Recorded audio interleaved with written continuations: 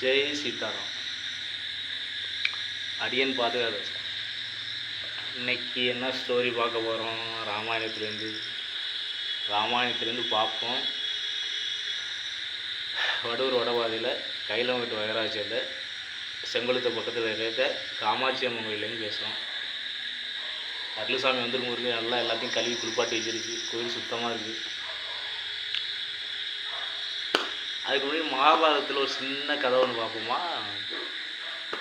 மகாபாரதத்தில் நம்ம என்ன பண்ணுவோம், எப்போதும் என்ன பண்ணுவோம், ஸ்ரீரங்கத்துக்கு எங்கேயாச்சும் போனோம்னா எல்லோரும் போய் பாதத்தை தரிசிக்கணும் அப்படிம்பாங்க. பாதத்தை தரிசிக்கணும்பாங்க. அப்போ கிருஷ்ணர் என்ன பண்ணி வைக்கிறாரு, இப்போ நம்ம எல்லோரும் பார்த்தா ஸ்ரீரங்கத்துக்கு போனால் பகவானுடைய பாதத்தை தரிசிக்கணும், அதுதான் நமக்கு மோட்சத்துக்கு. ஆமாம், அதுதான் உண்மை. நீங்கள் ஒரு மனுஷன் எவ்வளோ தவறு பண்ணியிருந்தாலும் சரி,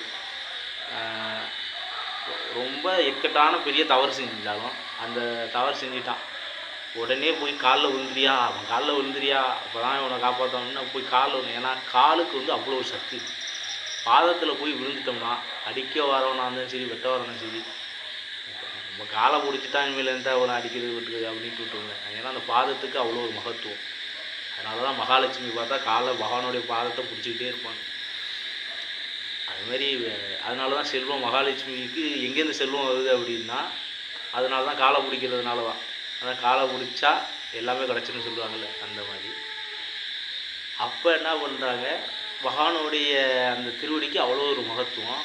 கிருஷ்ணர் என்ன சொல்கிறாரு அர்ஜுனன்ட்ட, நீ காலையில் வந்துடு அப்படின்னு சொல்லி சுவிட்சை பற்றி சொல்லி கொடுத்துட்றாரு. பாதத்தில் உட்காந்துரு அப்படின்னு. ஏன்னா அவருக்கு கிருஷ்ணரை தவிர வேறு எதுவுமே தெரியாது. அதான் ஒருத்தர் சரணாகதி அடைஞ்சிட்டோம்னா நமக்கு வடிகட்டின முட்டாளாக இருந்தாலும் பரவாயில்ல, நம்ம புத்திசாலியாக இருக்கணும்னு அவசியம் கிடையாது. பகவானுக்கிட்ட எனக்கு எதுவுமே தெரியலை பகவானே, நான் செய்கிறது நல்லதா கெட்டாதான்னு கூட எனக்கு தெரியலை, ஏதோ நீ காட்டின வழியில் போயிட்டுருக்கேன், நீ எது சொன்னாலும் நான் செய்கிறேன்னு இப்போ நான் ஒப்படைச்சிட்டோம்னா எல்லாமே அவர் பார்த்துக்குவார். நம்ம எதுவும் செய்ய வேண்டாம். நம்மள்கிட்ட தீய குணம் இருந்தாலும் பரவாயில்ல, அதை பற்றி கவலையே விடலை. நம்மள்கிட்ட எக்கச்சக்கமான தீய குணங்கள் தீய செயல்கள் எது இருந்தாலும் கவலையே விட தேவையில்லை. பகவானுடைய பாதத்தை பிடிச்சி, அப்பா இதெல்லாம் எங்கேயிருந்து வந்துச்சுன்னு தெரியல, யார் விதைச்சதுன்னு தெரியல, என்கிட்ட இருக்குது, நீ பார்த்து எப்படியாச்சும் களை எடுத்து தூய்மையான ஆத்மாவை மாற்றி என்னை அழைச்சிக்கப்பான்னு அவர்கிட்ட ஒப்படைச்சிக்க வேண்டியது. இதுதான் சரணாகதி. நம்ம பாடு பகவானுடைய வேலை செஞ்சுக்கிட்டே இருக்க. பகவானுக்காக இறுக்கமாக பிடிச்சிடும், அதை மட்டும் முடிச்சுட்டா போதும், வேறு எதுவுமே தேவையில்லை. என்ன குத்துனா சரி, என்ன இடிச்சாலும் நீ என்ன வேணாலும் பண்ணிக்க, ஏதோ செஞ்சுருப்பேன், ஏதோ பண்ணியிருப்பேன், அதெல்லாம் செய்யாமலாம் எனக்கு எதுவும் நடக்கலை, நீ எது வேணாலும் பண்ணிக்க, அவன் பாதத்தை இறுக்கமாக பிடிச்சிக்கிறேன் அப்படின்ட்டு இறுக்கமாக பிடிச்சிக்கிறது. அப்படி பிடிச்சிருக்கும்போது பாதத்தில் உட்காந்துடுறாரா. பாதத்தில் உட்காந்ததுக்கப்புறம் துரியோதனை வர்றாரு. நம்ம என்ன பாதத்தில் போய் உட்கார்றது, தலைமாட்டில் போய் தலைமாட்டில் உட்காந்தாரு. அப்போ தலைமாட்டில் உட்காந்துட்டு என்ன பார்க்குறாரு துரியோதனை அப்படின்னா, பாதத்தை பார்க்குறாரு. அவர் பாதத்தில் உட்காந்து அர்ஜுனன் தலைமாட்டை பார்க்குறாரு. ஆக கிருஷ்ணருடைய தலையில் இருக்கிற விக்கிரகத்தை அர்ஜுனன் பார்க்குறாரு. கண்ணும் பகவான் முழிக்கும் போது பகவான் கண் திறக்கும் போது அர்ஜுனனை பார்க்குறார் பகவான். வா அர்ஜுனான்னு சொல்லிடுறாரு. அதனால் அவருக்கு தான் அந்த படையெல்லாம் கொடுக்குறதா ஐதீகம். அர்ஜுனன் கிரீடத்தை பார்க்குறாரு. பகவானையே கிரீடத்தை பார்த்துக்கிட்டு இருக்கிறார்.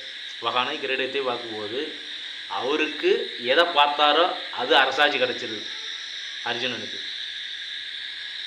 துரியோதனை தலைமாட்டிலேருந்து பாதத்தை பார்க்குறாரு. பாதத்தை பார்த்துக்கிட்டே இருந்ததுனால